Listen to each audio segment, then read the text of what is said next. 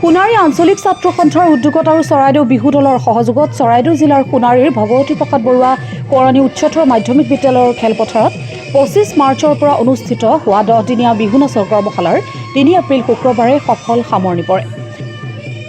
প্ৰায় শতাধিক প্ৰশিক্ষাৰ্থীয়ে অংশগ্ৰহণ কৰা উক্ত কৰ্মশালাত চৰাইদেউ বিহু দলৰ দলপতি ভূপেন বৰগোহাঁই, জ্যেষ্ঠ বিহুৱা পিংকু মোহন, 2001 চনত বৰদৈচিলা সন্মানেৰে সন্মানিত কবিতা বুঢ়াগোহাঁই আৰু চৰাইদেউ বিহু দলৰ বিহুৱতী মৌৰী বৰাই মুখ্য প্ৰশিক্ষক হিচাপে প্ৰশিক্ষণ প্ৰদান কৰাৰ লগতে চৰাইদেউ বিহু দলৰ অন্যান্য বহুকেইগৰাকী সদস্যই প্ৰশিক্ষাৰ্থীসকলক প্ৰশিক্ষণ প্ৰদান কৰাত পূৰ্ণ সহযোগিতা আগবঢ়ায়।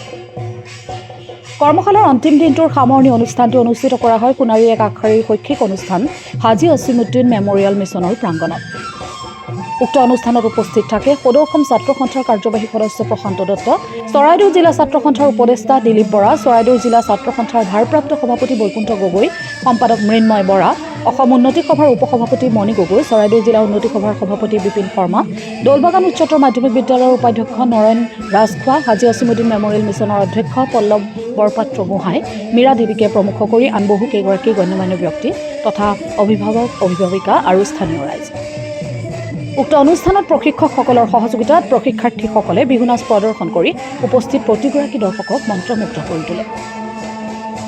অনুষ্ঠানৰ শেষত বিশিষ্ট অতিথিসকলৰ দ্বাৰা প্ৰতিগৰাকী প্ৰশিক্ষাৰ্থীকে কৰ্মশালাখনত অংশগ্ৰহণ কৰাৰ বাবে মানপত্ৰ প্ৰদান কৰি ভৱিষ্যতেও এনেদৰেই নিজৰ কৃষ্টি সংস্কৃতিক আগুৱাই নিবলৈ উৎসাহিত কৰা হয়। প্ৰতি বছৰেই অসম ছাত্ৰ সন্থাৰ সহযোগত সোণাৰী ছাত্ৰ সন্থাই এনেদৰে বিহু নাচ কৰ্মশালা অনুষ্ঠিত কৰি আহিছে, যি এইবাৰো ব্যতিক্ৰম নহয়।